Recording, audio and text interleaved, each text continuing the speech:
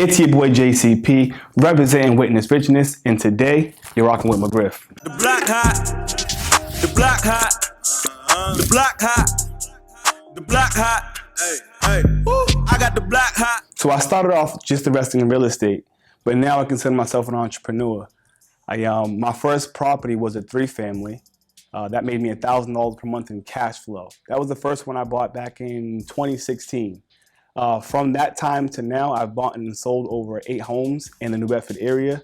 All the homes that I purchased are cash flowing homes, meaning that every property that I would buy would give me a certain amount of money left over after all the expenses are being paid. It usually ranges between $1,200 and $2,000 per month cash flow on each building. I also invested in a hair salon from my hometown in Brockton. That one has a projection of making about a couple $1,000s a month in cash flow as well. It's all a cash flow game for me. But again, it started off as just real estate, and now it's into hair salons, and I also have my property management company as well. All right, so this is my first investment property here. I purchased it in New Bedford back in 2017. It's a 6-family building. I bought it for $175,000. Right now, the market, it's worth about $300,000. I already sold it, but it was a great deal, and I was super excited when I found, again, a 6-family for $175,000 back in 2017. So it's not really about how it all began. It's about when it all began. I grew up on public housing, so I had a landlord, and I realized this landlord would come over all different times of the day, and he had this big pickup truck. His name was Peter, and if you happen to see this video, Peter, this is because of you, man. So his name was Peter, and he came by all the time in his pickup truck with his 2 kids, his 2 sons. And they would get out the truck and start going all the property and just clean up the yard, raking up the leaves. And I just noticed him like all throughout the day, all different times coming around and just doing whatever he wanted, it seemed like. So I think realizing there was somebody who was successful, at least my perception of him at that point in time was that he was successful. And seeing that lifestyle and seeing that freedom, I guess it always resonated with me.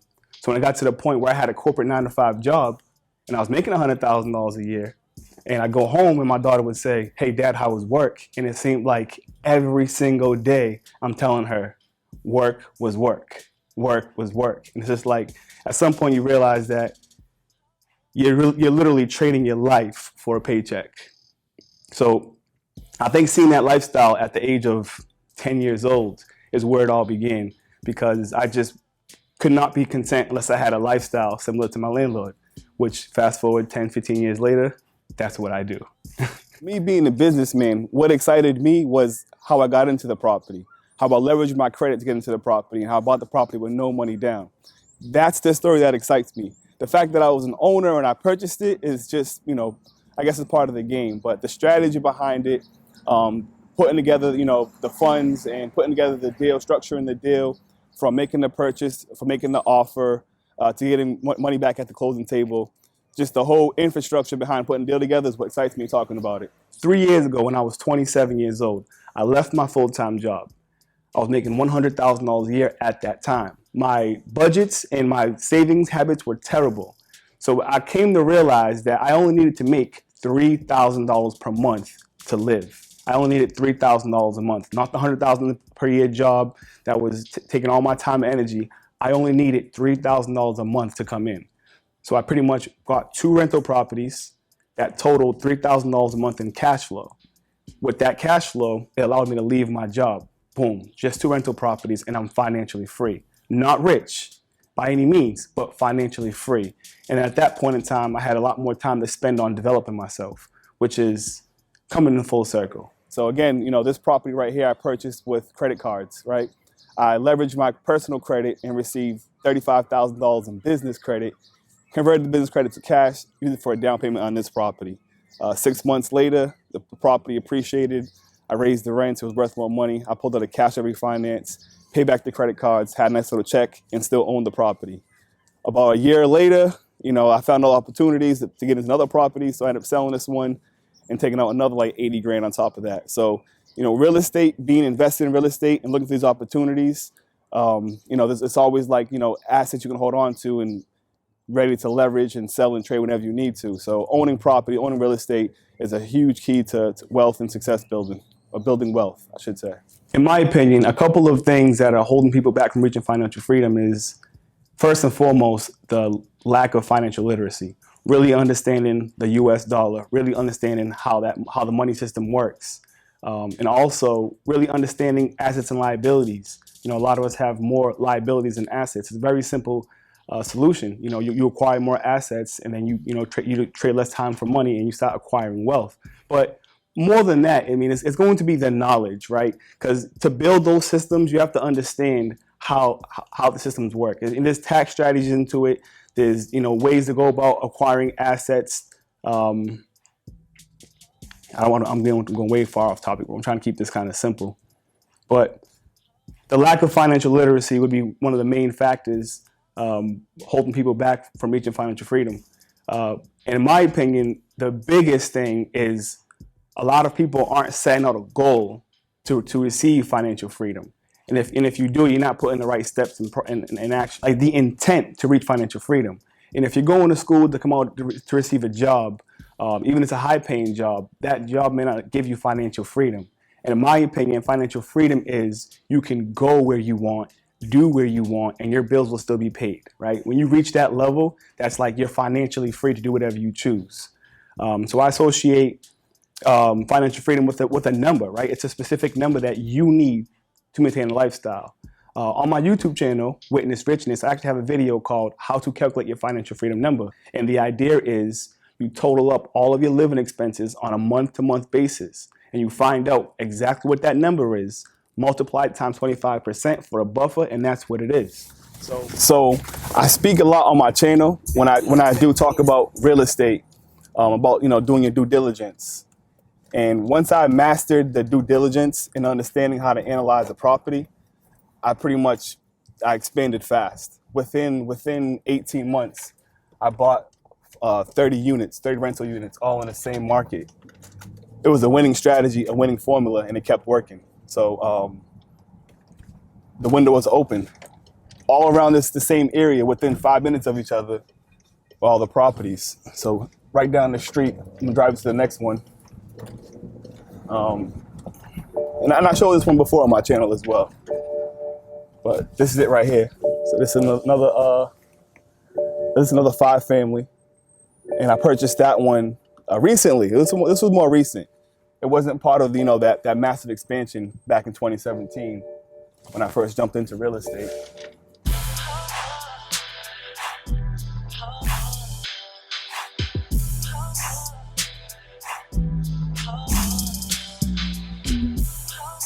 The reason why I started my YouTube channel, I've been waiting for that question because I'm really passionate about my channel. Again, I come from a poverty-stricken background. Not saying that I wasn't a happy child, I didn't have a blessed childhood, just that financially, we weren't making a lot of money. My mother was not making a lot of money. So we had restrictions. And in those restrictions, you live in areas where other people have restrictions. And then what happens is in these areas, there's a huge lack of information and there's lack of resources. So someone like myself, growing up, there's 3 things that were exposed to me. It was a police officer, a doctor, or a lawyer. Outside of that, I had no idea what I wanted to do or who I wanted to become. In high school, I was actually trying to become a correctional officer. And I don't know where my life would have been if I took that route, but I tried endlessly. I took several exams. I had 97s and 98s, and I just could not get on. But I did not see anybody like myself at that point in time. And what I mean is the version of myself that I am today. When I was a 16-year-old kid, when I was an 18-year-old kid, I didn't see that. All I seen was just go to school, get a job, go to school, work. When I left high school, I was working 60, 80 hours a week until I was 27 years old. Seriously, I had my first child when I was 16 and my second child when I was 22. Work never stopped. And I was bad with money. So it was just work. But it was a long journey to that point. But somewhere along my journey, I stumbled across a lot of information when it comes to just personal finances, when it comes to just life in general, physically, mentally, spiritually. I came into a lot of information, and I felt like the information that I'm coming into that's helping my life and helping me grow and helping me expand myself, there's a lot of people who come from areas where I come from that are not exposed to this information. And half the reason is because they can't relate with anybody. They can't identify themselves as that person. So it's like, I feel like that's me. And I'd love to be that person who, a lot of times when I make my content, I feel like I'm talking to the 16-year version of myself, and I'm helping that person grow into becoming a man. I don't know how you want to take that, but I just feel like there's information that I've come across, and I just have to share it with as many people as possible. So 2019, first thing you can think of is what? YouTube, social media platform. And that was the whole reason why I started the channel. Over there, there's a blue home, that blue home on the right. That was my first seller finance deal. That was a 6-family.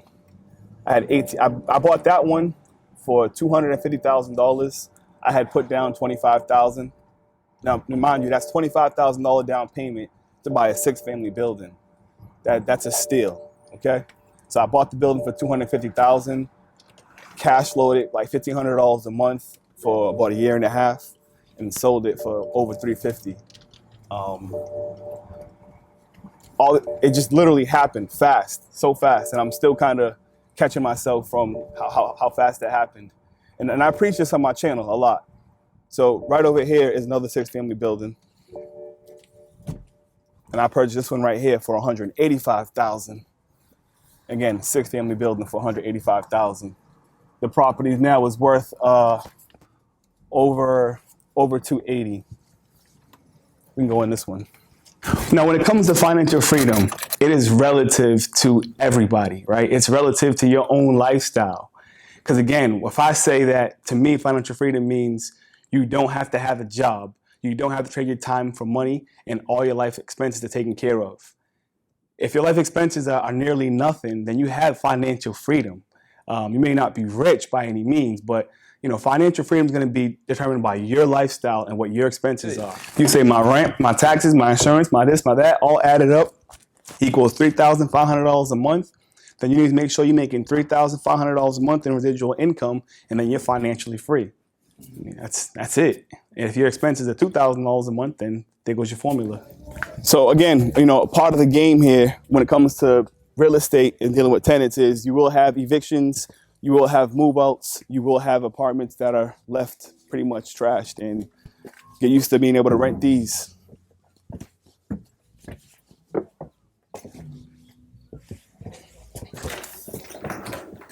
What I would tell a young aspiring entrepreneur is be ready to work, right? Be ready to grind. Things will get difficult, things will be challenging, but every step of the way, you're looking to expand yourself, and it's not gonna stop. When I was younger, I considered myself a hustler. Now, I consider myself an entrepreneur.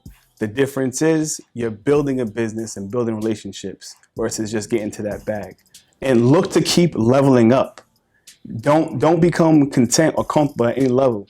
Just keep on leveling up in all different areas of your life, spiritually, mentally, physically, and of course, right, financially. I mean, that's what I would tell the young entrepreneurs. Keep leveling up.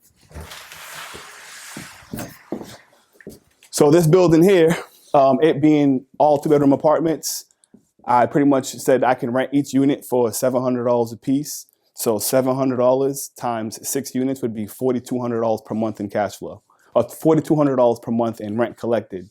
And then you figure out what the mortgage would be and the expenses are, and you kind of backtrack from there. Now again, buying the property for $180,000 or $185,000 and putting down a down payment of 20%, the mortgage was like $700 a month, and then the potential rent roll was $4,200 a month. So it was a easy situation. It was an easy decision to jump into this property, even though I'm still kind of dealing with evictions and stuff like that. But it's a long-term play. The first property that I purchased, if you look right down the street, I'm not sure if the camera can catch that, but it's the yellow house at the end of this street. That was the first one. It was actually the same real estate agent who was selling this one. So pretty much got into negotiations with him. We pinpointed the price for $185. And at that point, I didn't even have the funds, but it was about how am I going to come up with the money. So I ended up saving $20,000 from collecting rents on that property. And then I used a small business loan for the other $30,000. And I pretty much put those two together and made a down payment to buy this property. So really, it was kind of just built all off leveraging my personal credit. And within 6 months, again, I pulled the cash out refinance. I replenished my $20,000 that I put into it and paid back that business loan and kept the property with the cash flow. So it's just simple numbers. So we're heading over to one of the investment properties I have on the market right now. It's up for sale. This is a 5-unit building. It's actually one of my favorite properties. It's all done up. You know, it's all 1.5 bedrooms on its upper levels, and then the first floor has a 4-bedroom apartment. The rent roll is strong. The property has been recently renovated, new roof, new electrical, new plumbing. So this is one of the properties that I have here on the market right now. Again, right now I'm liquidating 2 of my assets. I just want to have some cash on hand for 2 reasons. Not only because of how the coronavirus has impacted the U.S. economy, but just because of the fact that I do feel like the economy has been riding a wave on the way up, and there may be a little deflation, maybe some opportunities to purchase some small businesses or properties at a discount, depending on where the economy goes. So again, selling 2 of these properties just to have some cash on hand and get liquid.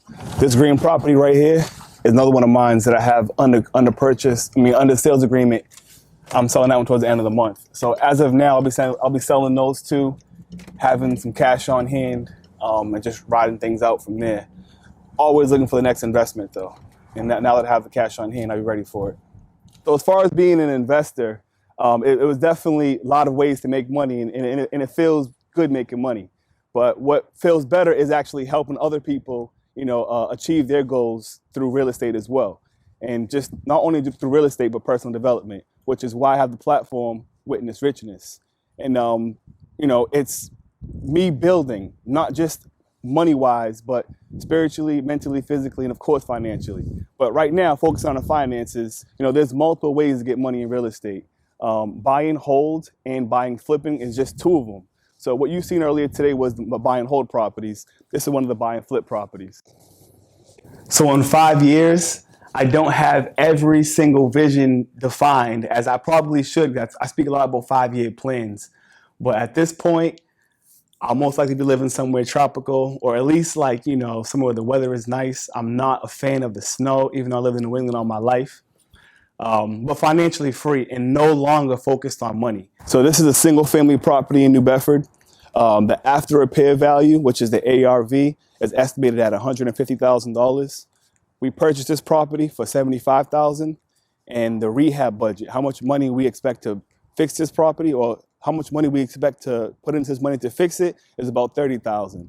That's going to be $105,000 for the purchase price and the rehabs. And then by the time we sell it, we should profit $45,000. So come take a look. This was a pretty straightforward operation here.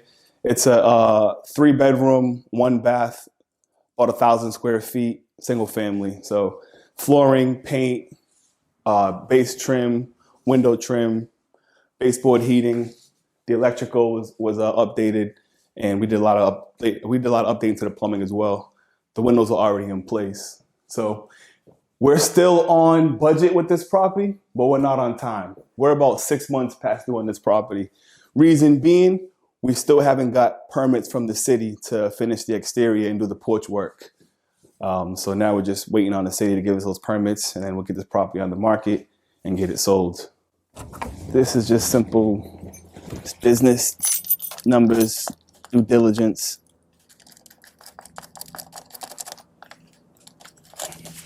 Which is one of the main reasons why I now offer one-on-one coaching, because I feel like we make things like this seem unattainable. And, owning real estate, having a couple $100,000 equity, I just feel like coming from where I come from, at one point my thought process, it was unattainable. And I had a limiting belief. And one of the reasons why I started offering coaching, is because I believe that we all have limiting beliefs, and we don't actually understand how much they're affecting our lives. And we have untapped potential that I would like to help you reach. So make sure you guys check me out. Go on YouTube right now and subscribe to my channel, Witness Richness. Connect with me on Instagram, Witness Richness. It's a journey, and I'm inviting you, Let's grow together. But it's been real. This is your boy JCP once again representing Witness Richness. And today, you're rocking with McGriff.